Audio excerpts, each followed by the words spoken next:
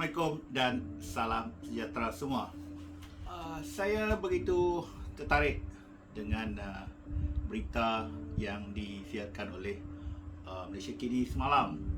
Ia bukan mengenai kisah PRU, kempen, kisah penamaan calon, tetapi kisahnya berkisar tentang perkembangan kepimpinan dalam politik Parti Bangsa Malaysia yang dipimpin oleh Zuraida Kamaruddin.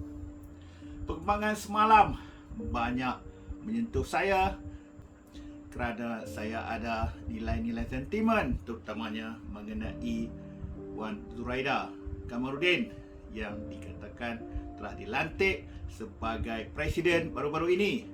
Tetapi perkembangan terkini tidak menjurus ke arah itu.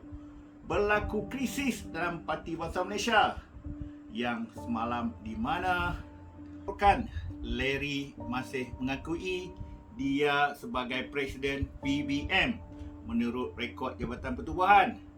Beliau dikatakan antara pengasas parti tersebut dan sekaligus beliau menolak keputusan mesyuarat tertinggi PBM baru-baru ini yang menggantikan beliau dengan Zuraida Kamaruddin.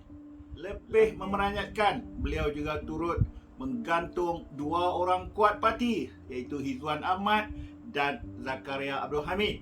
Hizwan seperti yang kita tahu adalah pengasas yang telah melancarkan parti PBN tahun lepas. Beliau dikatakan sebagai orang kuat Zuraida dan jawatan beliau sebelum itu adalah setiausaha politik Zuraida. Apa sebenarnya yang terjadi dalam kepimpinan Parti Bangsa Malaysia? Mungkin orang tak kisah. Lantak engkau lah PBM, lantaklah engkau Zuraida. Mungkin itu balasan pengkhianatan kau terhadap Pakatan Harapan. Tapi bagi saya tidak berkata begitu. Saya lebih mengatakan minta maaflah Kak Zu. Saya mengenali Zuraida yang dipanggil Kak Zu sejak tahun 2013, di mana sewaktu itu saya menjadi pengurus projek untuk projek Suka, sebuah projek highway bertingkat yang sudah siap digunakan di Ampang. So, penglibatan saya banyak berurusan dengan beliau, dengan ahli majlis dan juga dengan ahli-ahli politik lain di sekitar Ampang seperti Janice Lee, YB Kasim, YB Tien daripada DAP. Saya banyak kali terpaksa menjadi orang tengah antara ketiga-tiga parti ini, PAS, YB Kasim, beliau PKR dan juga beberapa orang DAP yang banyak kali ingin mencari pengaruh kepada penduduk-penduduk Ampang dalam menyelesaikan masalah-masalah mereka semasa proses pembinaan Lebuh Raya Suka.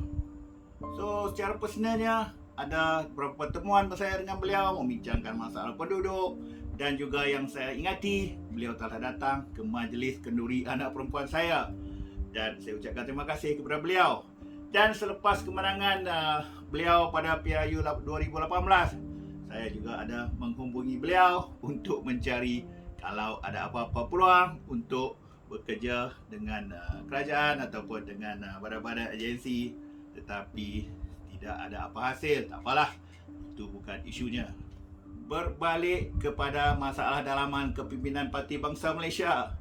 Bayangkan tuan-tuan, seminggu lagi hari penamaan calon. Apa akan jadi kepada Zuraida? Adakah beliau akan dipilih oleh Parti Bangsa Malaysia untuk menjadi calon di Ampang? Atau beliau akan diketepikan oleh parti beliau sendiri yang ditubuhkan oleh beliau sendiri, oleh Larry Seng, kononnya presiden sebenarnya parti PBM ini. Apa peluang Kak Zu untuk mempertahankan kerusi Parlimen Ampang yang dimenanginya sejak 2013 dan juga 2018 atas tiket PKR dengan perkembangan politik semasa oleh partinya? Kemungkinan memang sukar untuk beliau memenangi kali ini. Dan dipahamkan parti PKR telah menamakan calon Roziah Ismail bagi bertanding di Ampang.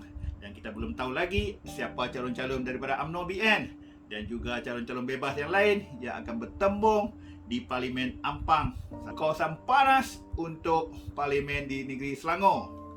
Dan kepada Kak Zu sekali lagi, saya hanya berkata minta maaflah kalau Kak Zu tidak dapat mempertahankan kerusi Parlimen Ampang kali ini. Semoga Kak Zu berjaya dalam apa jua bidang politik atau bukan politik selepas pilihan raya kali ini. Terima kasih daripada saya. Jangan lupa untuk like, subscribe channel Halim Romli ini. Sekian, terima kasih. Wassalamualaikum.